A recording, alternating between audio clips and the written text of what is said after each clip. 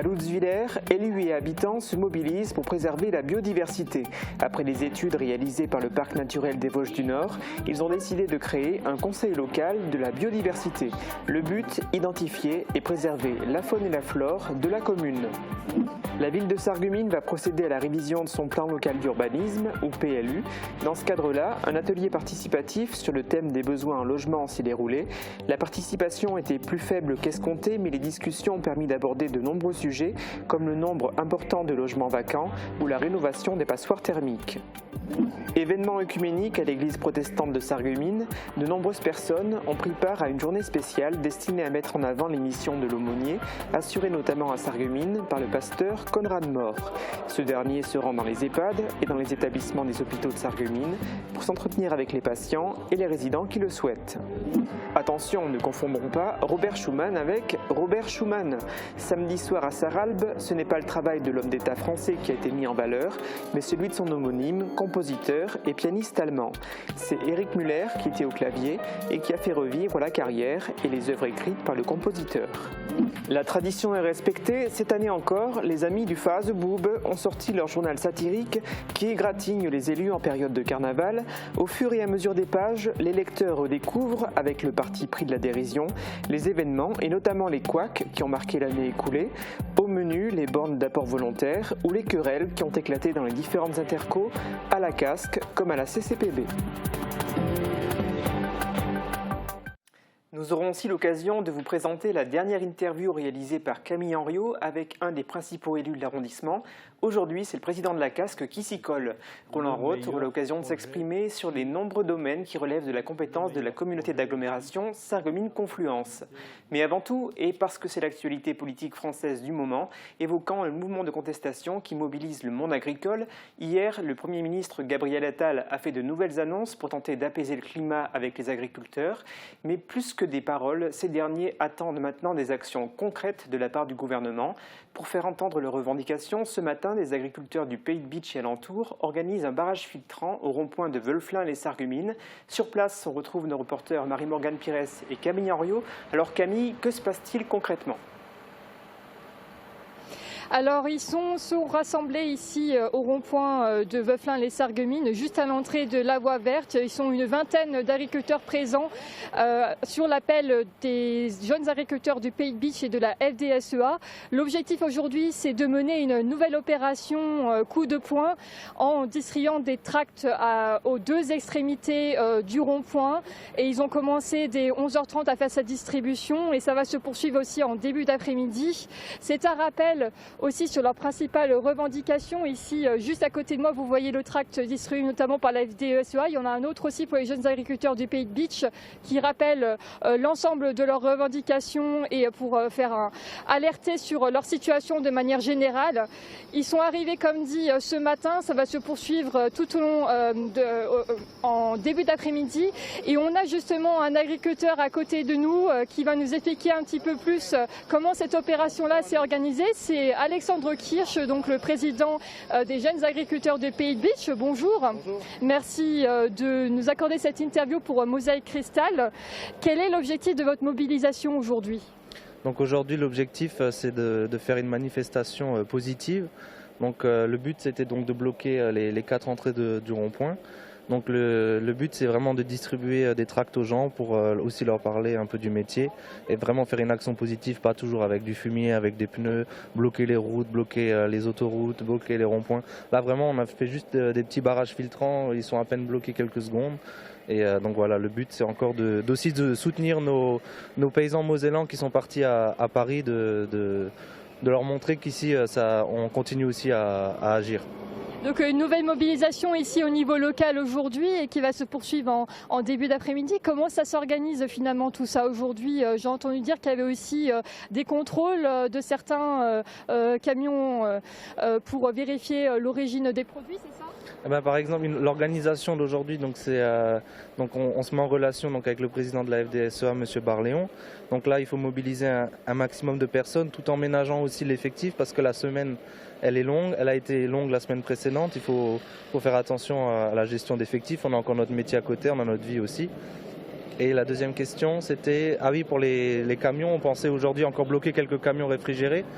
Mais bon, là, ça n'a pas l'air d'être le bon timing. Mais la semaine dernière, on en a donc bloqué un sur Frémin, donc avec un camion réfrigéré qui venait avec des œufs. Donc, faut savoir que ce sont des œufs ukrainiens, donc complètement importés en France. L'étiquette, tout écrit en français, avec écrit clairement dessus non respect des normes CE. Donc ça veut dire que ça ne respecte pas les normes européennes et c'est vendu chez nous en France. Donc nous, les agriculteurs français, on doit rivaliser avec une agriculture qui ne respecte pas les mêmes cahiers des charges que nous. Eux, leur coût de production, ça doit être quelques centimes, alors que nous, ça s'élève à 20 ou 30 centimes. Eux, ça doit être peut-être 10 centimes, 3 fois moins. Vous vous mobilisez aujourd'hui alors qu'il y a eu hier même des nouvelles annonces faites par le Premier ministre Gabriel Attal. Il a annoncé notamment s'être engagé pour le versement des aides financières donc de la PAC, les aides financières attribuées par l'Union européenne d'ici le 15 mars prochain. Et il s'est également dit prêt à engager des discussions au niveau européen sur l'une des principales revendications que l'on peut voir ici sur le tract. Ça concerne les 4% de jachère. C'est aussi une adoption qui s'est faite au niveau européen pour justement contraindre les agriculteurs à laisser 4% de zones non cultivées pour favoriser la biodiversité sur les parcelles. C'était aussi une des normes écologiques que vous pointez du doigt lors de la précédente mobilisation fin novembre 2023. Comment vous accueillez-vous ces nouvelles mesures, le fait que voilà, il souhaite reparler de tout ça au niveau européen? C'est un petit pas, mais le problème c'est que le gouvernement est, j'aime pas dire ça comme ça, mais le gouvernement est quand même assez hors sol. Je veux dire, c'est très bien de nous verser les primes tout de suite, mais ça résout pas le problème. Ce sera de la trésorerie instantanée, mais sur le long terme, ça ne sert à rien. Les primes qu'on aurait dû quand même toucher au 15 octobre, on va les toucher maintenant. Ça va aider sur l'instant T, mais ça va pas aider sur la durée. C'est pas ça qui peut nous aider. Après, pour les 4% de jachère, ce qui est incompréhensible, c'est que les 4% que l'agriculture française ne produira pas, elle va être importée d'autres pays, et on aura encore une concurrence complètement défavorable, quoi. Alors, c'est une première action aujourd'hui que vous allez faire. J'imagine aussi d'autres vont se poursuivre. Oui, tout au long de la semaine, il y aura d'autres actions sur le département. Je peux pas en dire plus parce que j'en sais pas plus. C'est vraiment toujours en dernière minute le genre d'action. Mais on verra, on ne sait pas si on sera nouveau sur les autoroutes, si on fera quelque chose comme ça, si on sera plus agressif. Ça va aussi dépendre de Paris, ça va dépendre du gouvernement. Mais en tout cas, on lâchera rien. Vous évoquez justement Paris, le fait qu'il y ait quelques agriculteurs aussi du Pays de Biche qui ont pris la route hier direction Paris, même avant-hier soir, et qui ont pris la route toute la nuit pour rejoindre l'ACAT près de Paris et bloquer avec les autres collègues agriculteurs français. Donc il y a une multiplication et surtout c'est surtout des actions qui sont un peu dispersées à droite à gauche en France et ici en Moselle, avec, on peut le mentionner aussi, le blocage de la 31 qui est en cours aussi ce matin. Est-ce que vous n'avez pas peur finalement que ça soit un peu trop dispersé pour que les actions aient suffisamment de poids sur le secteur? Si, c'était un peu le risque. C'est pour ça qu'on n'a rien fait la semaine dernière ici.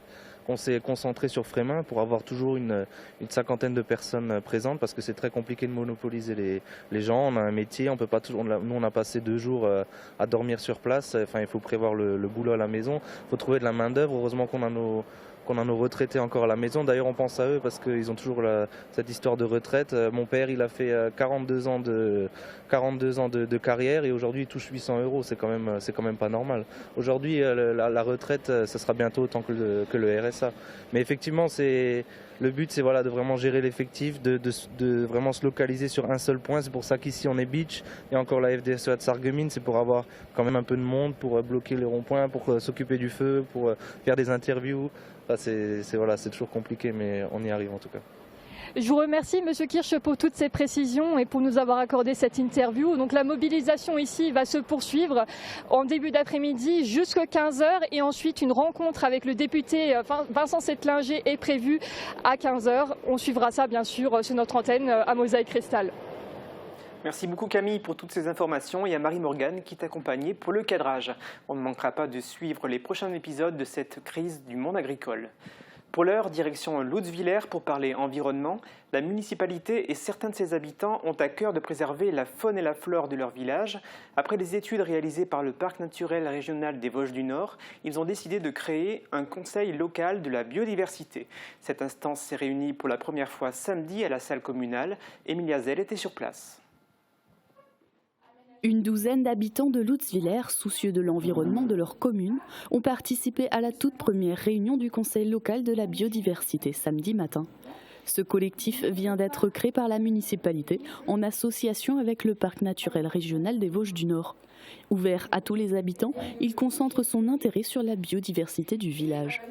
Cette première réunion avait un objectif. Alors aujourd'hui, l'idée c'était de permettre aux habitants de s'approprier le projet, de créer ce conseil communal de la biodiversité pour que chacun puisse s'engager dans une démarche individuelle et collective dans la préservation de la biodiversité au niveau de la commune. La création de ce conseil est la continuité d'un dispositif initié par le PNR, l'Atlas de la biodiversité communale, ABC. C'est un inventaire de la faune et de la flore de Lutzwiller qui a été réalisé entre 2018 et 2021. Suite à différentes réunions publiques, des balades communales avec les habitants, avec l'ensemble des acteurs en fait, de la commune, nous avons décidé de créer on va dire, un collectif d'habitants, d'acteurs, donc d'élus, d'agriculteurs aussi, collectif local, participatif, consultatif. Léa Mengus est revenue sur ce qui avait été dit dans l'Atlas. Les participants ont posé la question de la méthode de financement des actions, du budget et des aides de l'État. La commune possède notamment une dotation biodiversité qui sera utilisée dans ce cadre-là. À la fin de la matinée, il a été décidé de réaliser une action simple et ambitieuse à la fois. Aujourd'hui, on a décidé de donner la possibilité aux habitants de planter un espace de plantes mellifères ou de pouvoir planter des haies dans son espace personnel, dans l'espace privatif. Et il y aura des actions qui seront menées au niveau de la commune sur le banc communal pour planter des haies. Le conseil se réunira 1 à 2 fois par an en fonction des actions à mener. Autre réunion ce lundi à l'hôtel de ville de Sarreguemines où les habitants étaient invités à s'exprimer sur les besoins en logement dans la commune. La volonté était de dégager des pistes de réflexion. Certaines propositions seront étudiées par les services municipaux dans le cadre de la révision du plan local d'urbanisme. Camille Henriot a assisté à la réunion. Donc là, on voulait brosser un peu avec vous, représentants des Sarregueminois aujourd'hui. Qu'est-ce que vous ressentez, vous, en termes de besoins en logement ? La concertation organisée par la ville de Sarreguemines a eu lieu en petit comité. Seulement 2 habitantes ont pris part à l'échange avec le service aménagement et urbanisme de la ville.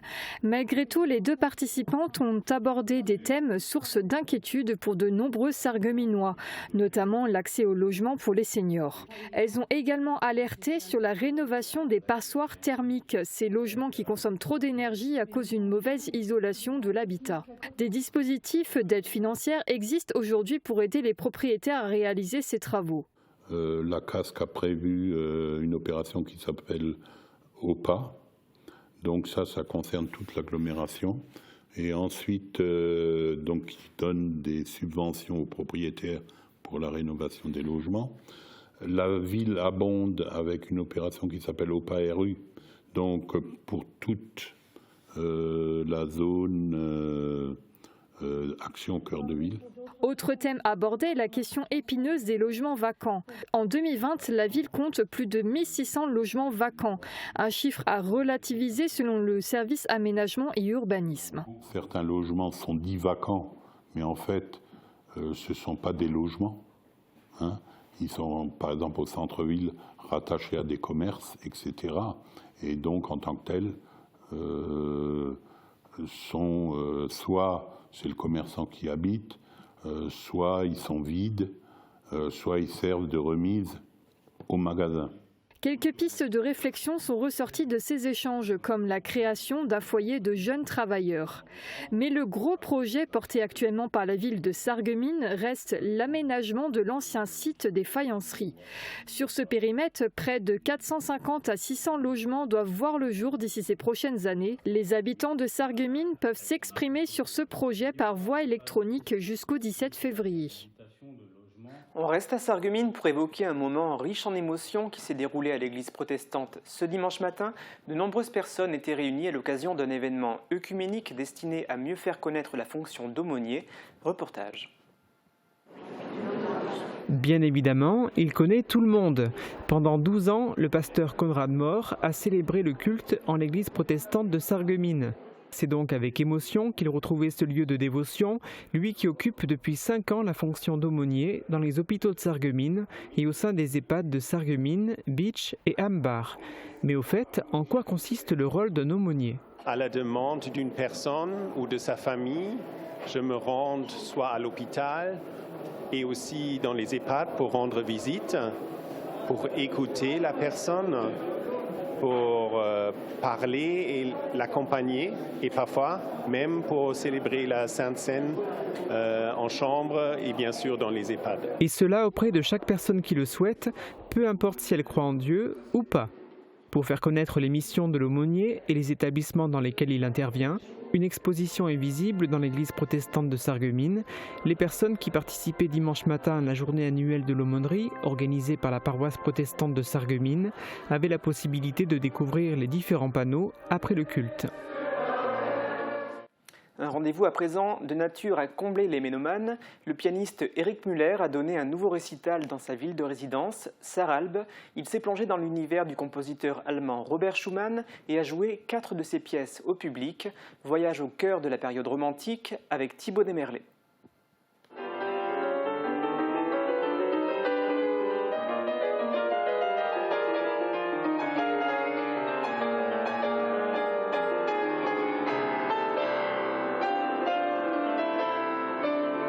Les mains se baladent avec passion sur le piano. Le pianiste Eric Müller joue devant le public de Sarralbe la Fantaisie, une pièce en 3 mouvements composée par Robert Schumann.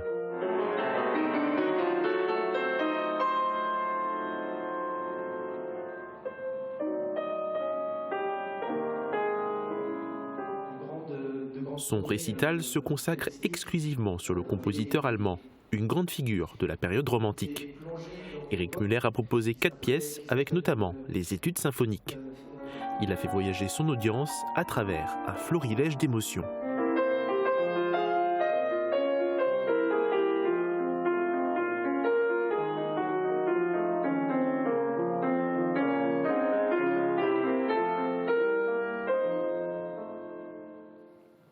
On se dirige maintenant au Cinéma Forum à Sarreguemines. Le directeur Jean-Marc Arpels nous dévoile son coup de cœur de la semaine.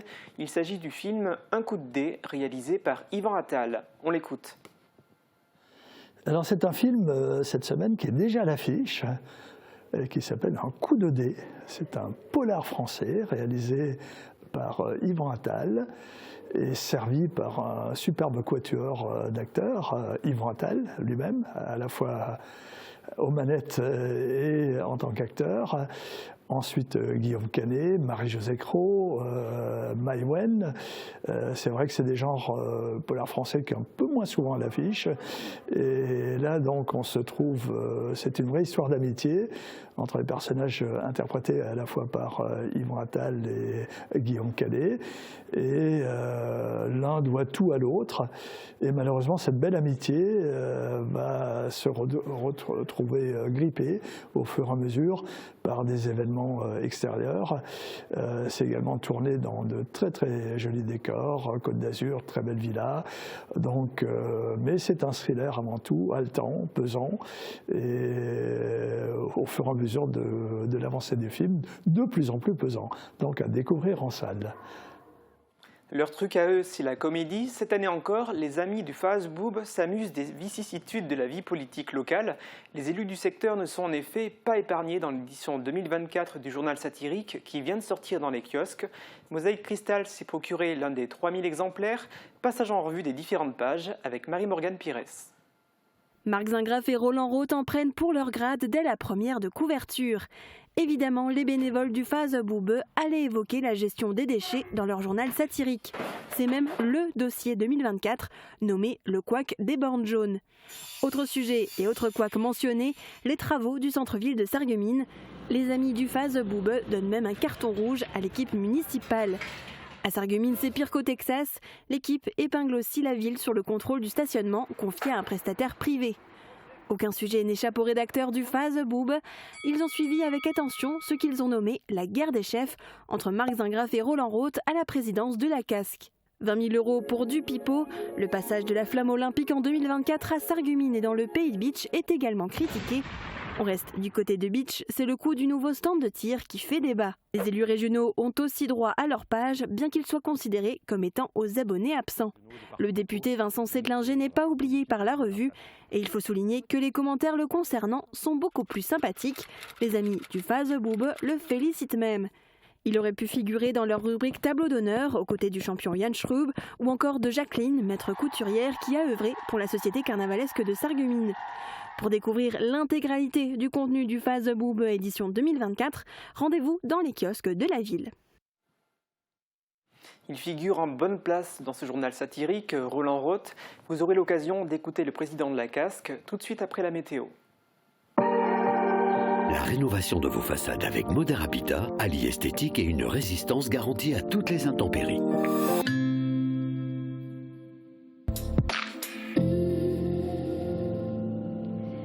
Bonjour tout le monde, on débutera la matinée sous la pluie mais le ciel va finir par se dégager dans le courant de l'après-midi et on pourra profiter de belles éclaircies. Côté température, les minimales iront de 5 à 6 degrés et les maximales de 8 à 9 degrés. Attention, dans la nuit elles vont redescendre jusqu'à 0 degrés. Demain jeudi 1er février nous fêtons les Ella et il fera jour de 8h02 à 17h27. Passez tous une belle journée et à demain.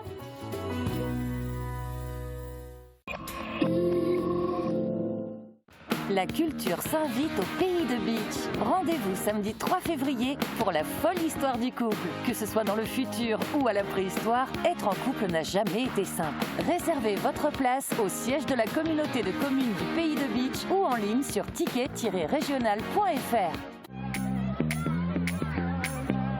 Le métier d'animateur périscolaire, pour moi, il consiste à mettre en sécurité les enfants, d'accompagner l'enfant dans une autonomie. Chez Franca, on a une belle structure. Les valeurs qui me plaisent le plus ici, du coup, c'est l'échange, le partage, le respect. Vous aussi, devenez animatrice ou animateur chez les Franca. Votre toit présente des signes de vieillissement ? Il est temps de faire appel à un professionnel. Les équipes de Moder Habitat assurent en un temps record le nettoyage ou la rénovation complète de votre toiture en termes de couverture et de zinguerie. Une toiture Moder Habitat apporte sécurité, protection et sérénité par tous les temps.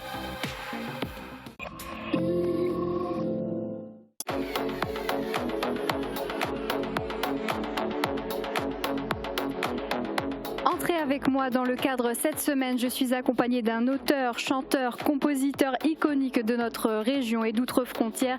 Il a presque 40 ans de carrière musicale et aujourd'hui, il nous propose un duo avec son fils. C'est Marcel Adam, accompagné de Yann Lou. Anna sitzt vor der Straße auf der Bank. Nimm Adele Schild Krummbeere für Fried. Der kleine Bub, der denkt sich Gott sei Dank, gibt es um mich so viele liebe Lied. Une émission à découvrir en intégralité ce jeudi dès midi sur Mosaïque Cristal. Janvier est sur le point de s'achever et vous le savez, durant le premier mois de l'année, nous avons comme tradition d'interviewer les élus du secteur. Aujourd'hui, c'est au tour du président de la communauté d'agglomération Sarreguemines-Confluence de répondre aux questions de Camille Henriot.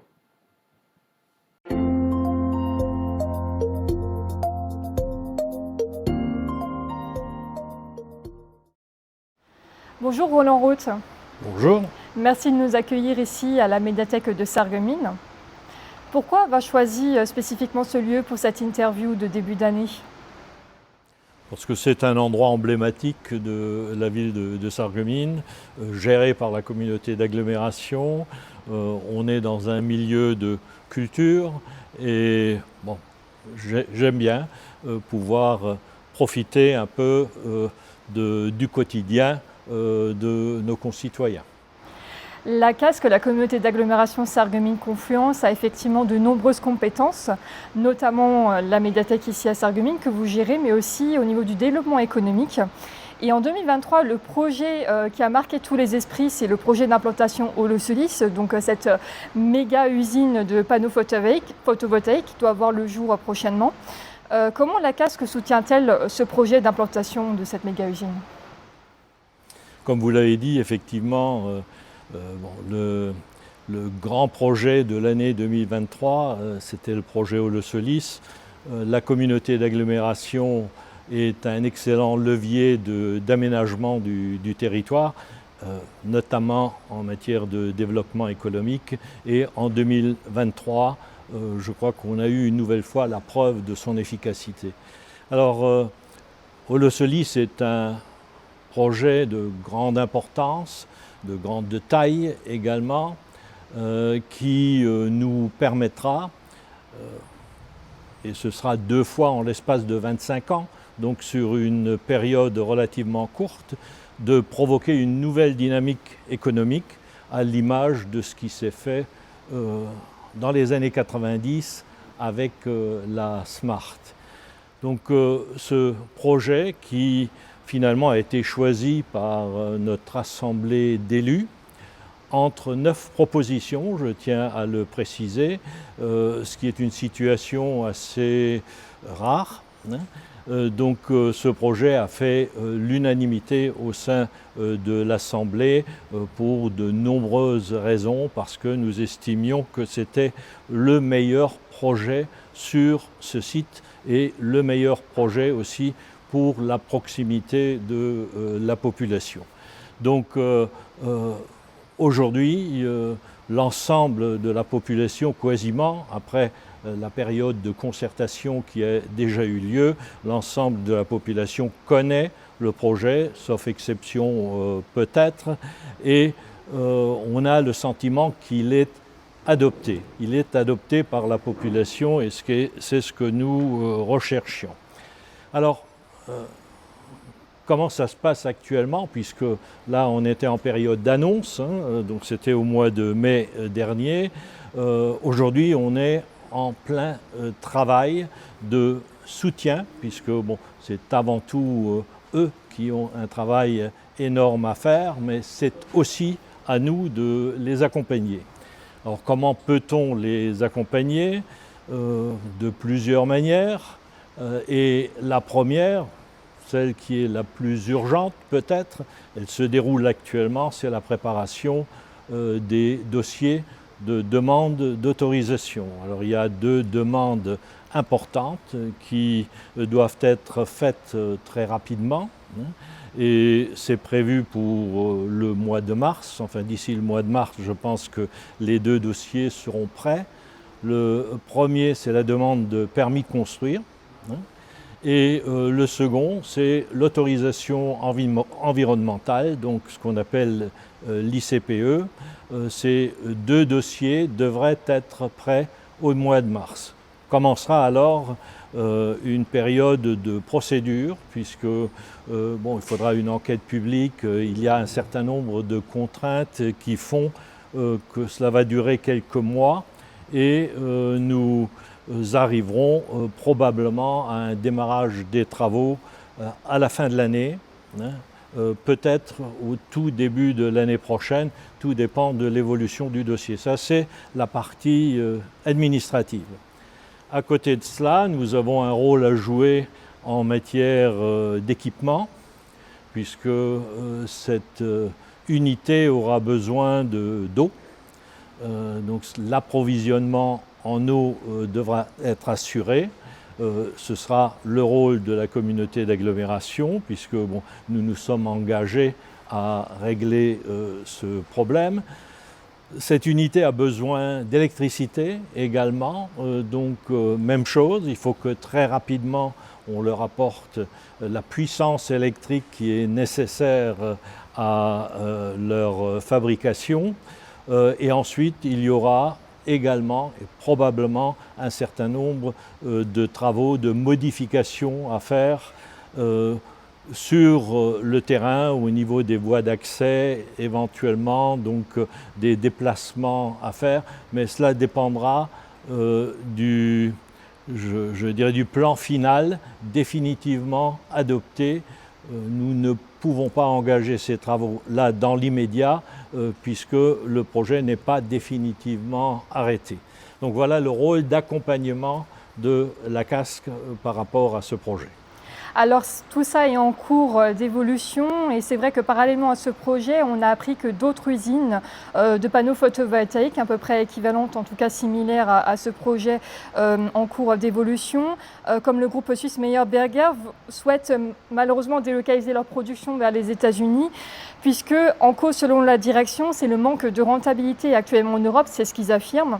Est-ce que cette nouvelle vous inquiète-t-elle pour un gros projet tel que Holosolis, ici sur notre territoire? Ça ne m'inquiète pas plus que ça, hein. Bon, je peux comprendre que cette usine, qui est une usine d'ailleurs relativement récente, hein, puisse avoir des problèmes que je ne domine pas, que je ne connais pas. J'aurai probablement l'occasion d'en rediscuter avec nos porteurs de projets qui sont probablement plus au fait que moi. Il existe un réel problème mondial au niveau de la politique économique. Je crois qu'il y a effectivement des choses à faire. Aujourd'hui, nos pouvoirs publics sont conscients de la nécessité de réindustrialiser la France et réindustrialiser l'Europe. C'est l'objectif de tout ce projet, puisqu'il s'agit de construire une unité de production de panneaux photovoltaïques en Europe pour rayonner commercialement en Europe et éviter ces longs déplacements de la Chine vers chez nous. Donc il y a des choses à régler. Il vaut parfois mieux trouver ou chercher la solution à des problèmes réels que d'écouter parfois certains discours qui ne sont pas forcément les meilleurs.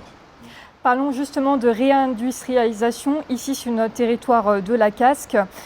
Où en sommes-nous sur les projets d'implantation des nouvelles sociétés sur nos différents parcs d'activités, puisque c'est vrai qu'il y a Ambar, qu'on vient de citer avec Holosolis, mais il y a aussi Woeswiller et il y a certainement aussi d'autres projets en cours d'évolution actuellement. Alors où en sommes-nous? Alors, bon, on a parlé de l'Europol, mais sur l'Europol, il n'y a pas que Holosolis. Vous savez que j'ai eu l'occasion de faire une annonce au mois de septembre par rapport à l'implantation de Wirtz Group, qui est un groupe belge de logistique qui va s'installer sur l'Europol également, à un endroit qui aujourd'hui n'est pas terrassé. Donc on ne le voit pas, il faut finalement s'imaginer l'implantation sur une carte, mais très rapidement, à partir du printemps, nous verrons des travaux. D'ailleurs, il y en a quand même déjà actuellement, puisque les fouilles archéologiques sont en cours. Donc à cet endroit va s'installer une importante unité de logistique.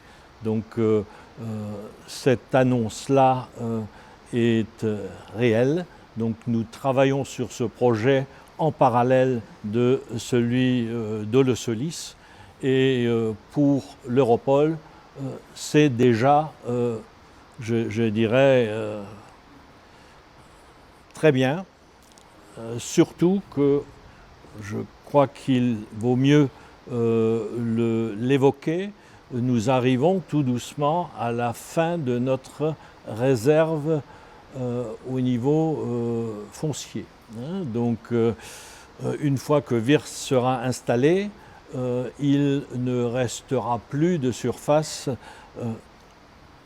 de grandes surfaces, je dirais, intéressantes pour une implantation de grande ampleur. Alors, je fais une petite parenthèse, puisque bon, il y a des bruits qui courent, même au travers de la presse, de l'installation d'un fabricant chinois d'automobiles sur l'Europol de Hambach. Donc je voulais simplement dire et préciser que nous n'avons eu aucun contact à ce niveau. Donc nous ne connaissons pas à ce jour de producteurs d'automobiles chinois qui s'installeraient sur l'Europol. D'ailleurs, je viens d'évoquer les surfaces disponibles. Ce serait difficile. Par contre, il y a pour nous obligation, dès à présent, de penser à l'avenir parce que nous menons une politique qu'on appelle la politique clé en main. Nous réalisons des parcelles, nous préparons les terrains avant même qu'il y ait de la demande. Et si nous voulons poursuivre de cette façon-là, eh bien, il faut que nous prenions des décisions très rapidement. Voilà pour l'Europol. Ensuite, nous avons la zone de Woeswiller, dont la zone ouest a été terrassée l'an dernier aussi, avec création de voiries d'accès déjà. Donc cet espace aujourd'hui est prêt à accueillir des implantations. Nous avons vendu 5 ou 6 parcelles en 2023 sur cet espace-là. Là aussi, nous allons progressivement vers la fin de nos possibilités, alors que c'est une zone d'activité particulièrement intéressante, bien située et qui très souvent plaît aux demandeurs. Et puis nous avons une autre zone d'activité à Roulin, et là aussi, nous venons de vendre la dernière parcelle, si je ne me trompe pas, et nous sommes là aussi à la fin de nos possibilités. Donc voilà un petit tour d'horizon de nos zones d'activité. On n'évoquera pas des zones d'activité commerciales puisque elles sont gérées par la CASCOS. Il y a certainement encore beaucoup à dire sur ce sujet, effectivement.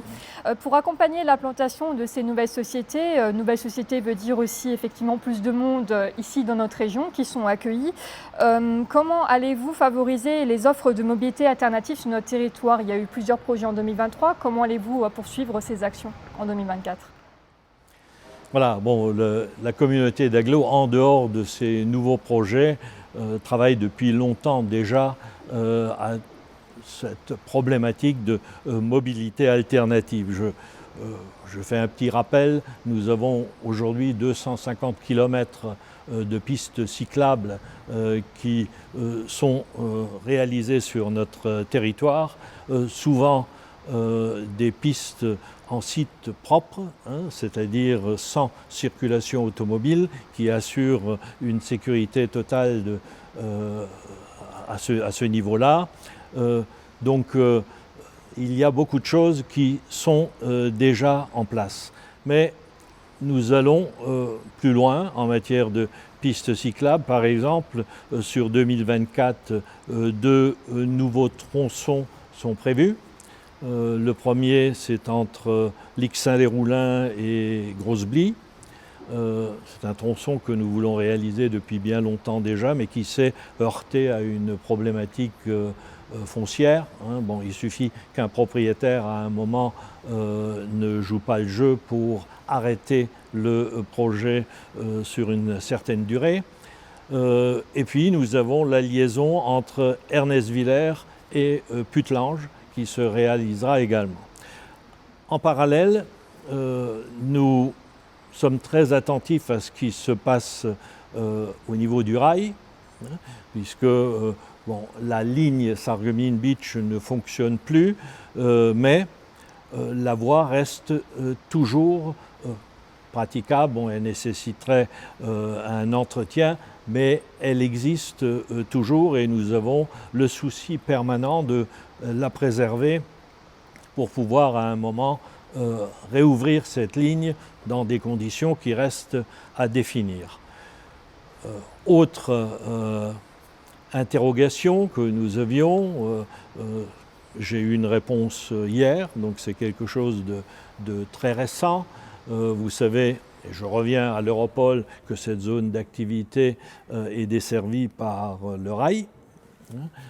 Seulement, ce rail doit aboutir quelque part et une décision de la SNCF ne nous convenait pas trop à un moment, puisqu'il pensait pouvoir définitivement arrêter la liaison Sarralbe-Calhausen par exemple.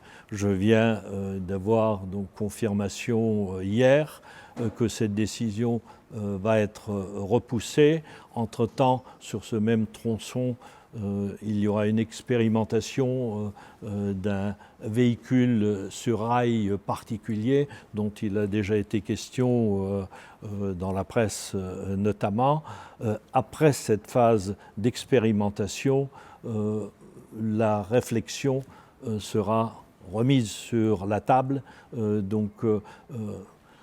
Pour éviter que cette zone d'activité devienne inaccessible au rail, il serait bon que ce tronçon soit maintenu. Et puis, il y a la mobilité au travers du transport en commun et du covoiturage. Nous avons mené une expérimentation en matière de covoiturage en 2023, donc avec une grande réussite. On a trouvé une véritable adhésion de la part d'une catégorie de population qui accepte de covoiturer. Le résultat était excellent. Ça a coûté une participation à la communauté d'agglomération, mais en contrepartie, nous avons évité pas mal de tonnes de CO2 envoyés dans notre atmosphère. Voilà. Donc au niveau des mobilités, les pistes que nous suivons à l'heure actuelle. Alors, il y a le tram. Il y aurait aussi effectivement la ligne Sarreguemines-Sarrebruck, je ne sais pas si vous souhaitez l'évoquer très brièvement. Il y a eu vous êtes engagé financièrement pour maintenir le tronçon côté français qui est actuellement en difficulté. Comment les choses ont évolué en 2024 ? Est-ce qu'on peut dire quelques mots sur ça brièvement ? Alors, il est vrai que le tram, qui est un véritable symbole de coopération transfrontalière sur Sarreguemines, a quelques difficultés depuis un bout de temps déjà. Donc, ce n'est pas du tout récent, ça fait des années que cela dure. Ce tram a été mis en circulation, si je ne me trompe pas, dans les années 2099 peut-être déjà. À ce moment-là, les choses étaient beaucoup plus faciles.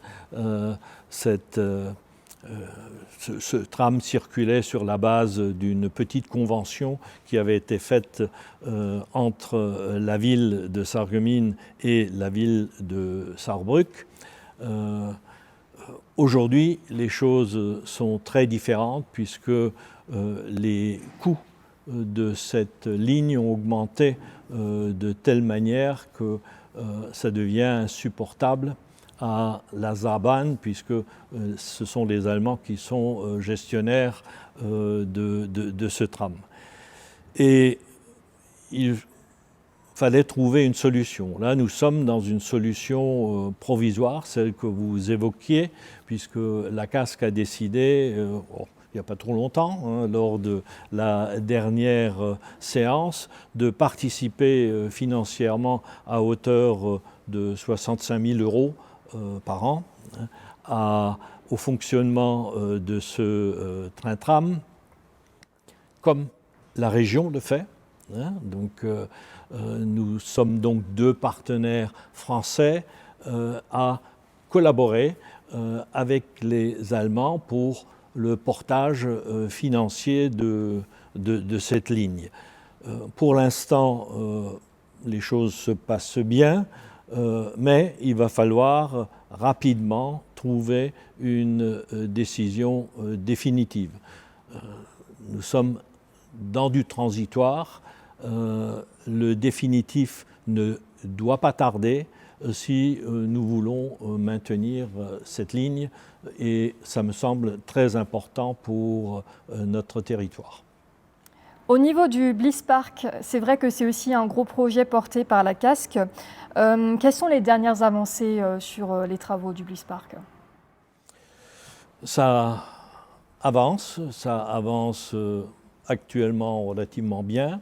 Il y a eu un temps d'arrêt après la période Covid, donc qui a perturbé un peu le chantier.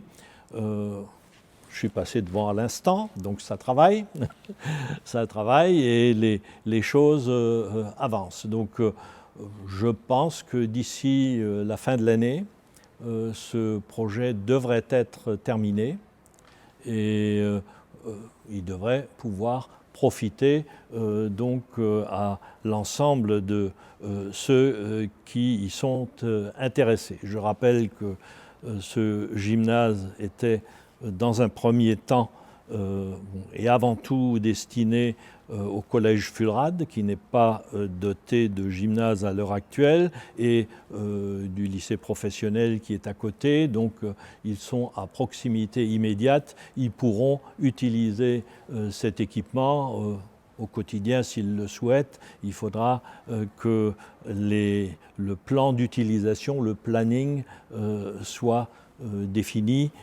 avec les utilisateurs. Ensuite, il y a les écoles, notamment les écoles primaires. Je prends l'exemple de la vallée de la Blisse, où il n'y a pas un seul gymnase qui puisse donc répondre aux demandes des écoliers. Hein.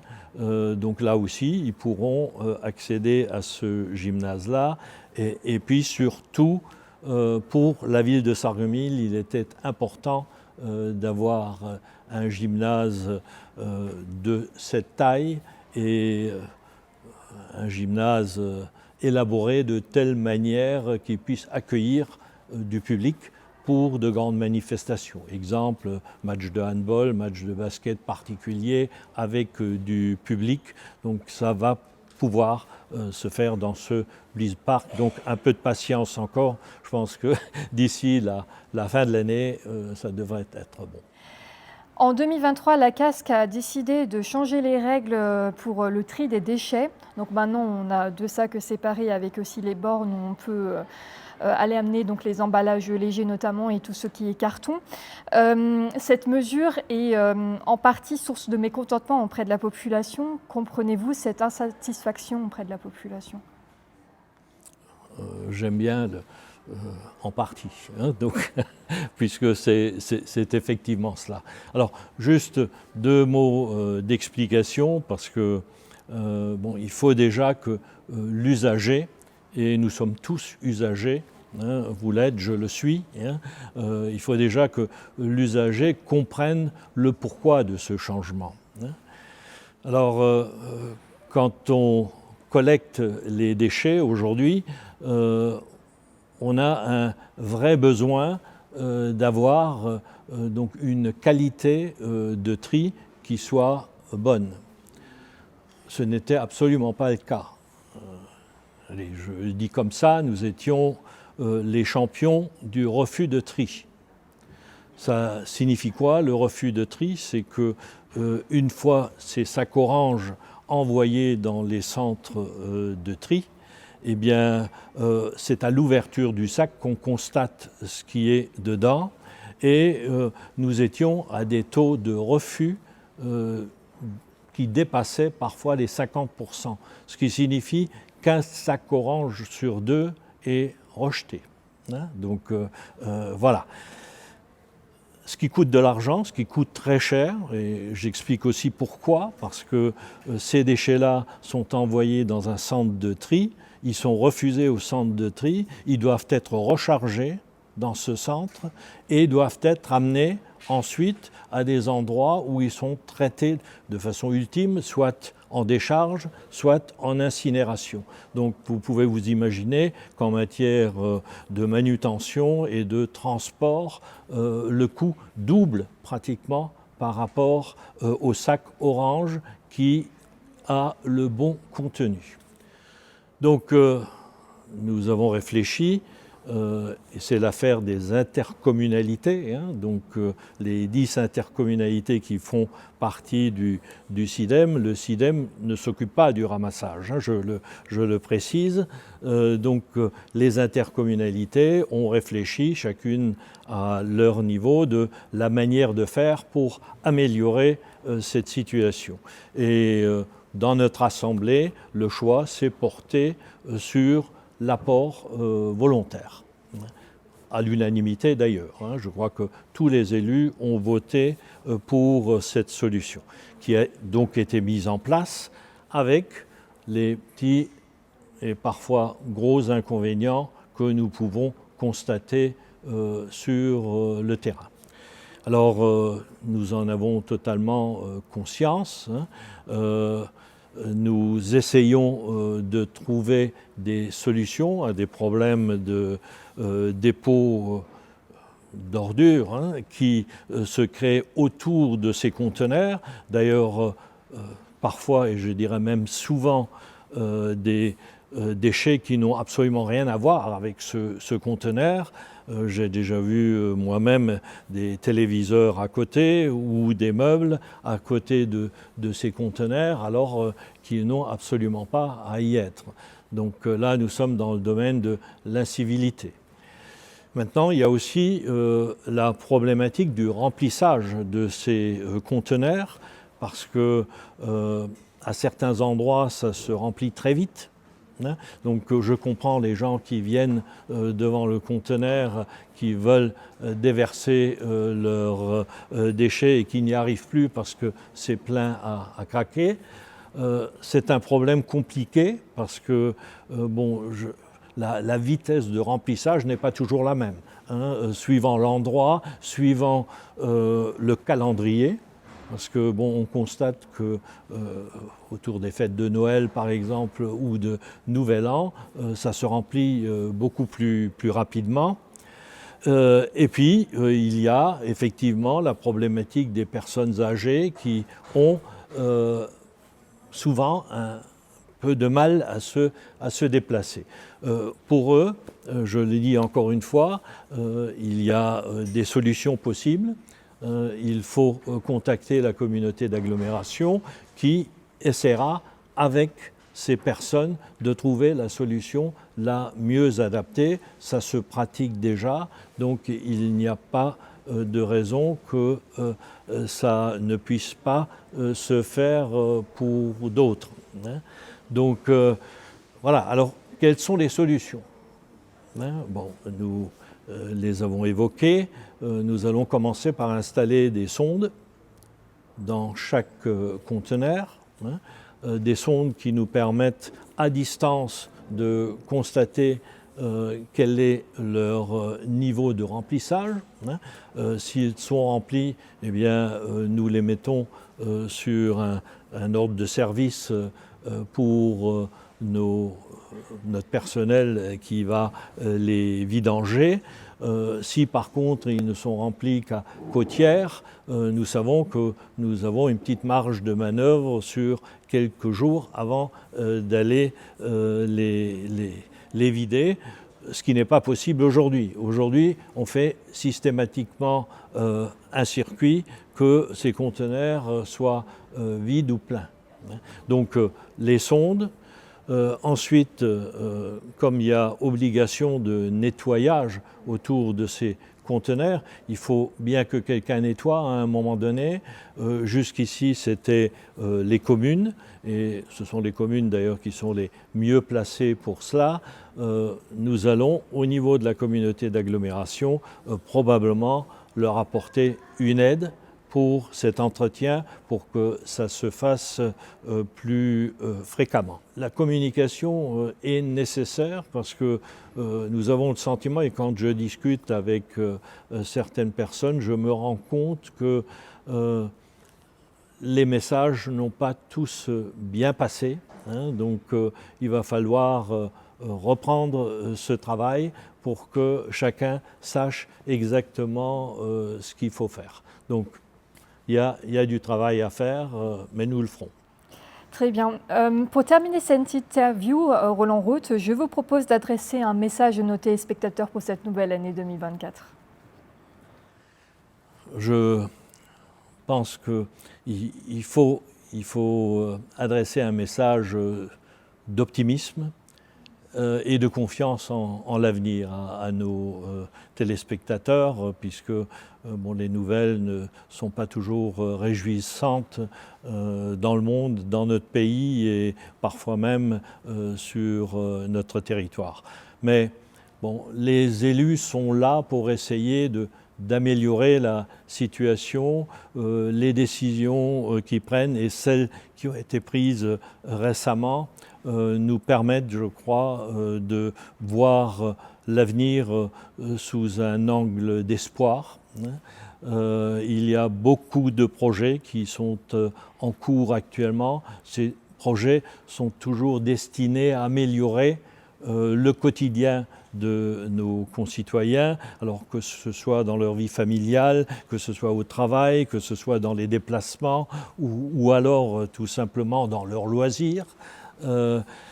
Et je souhaite que chacun y trouve son compte.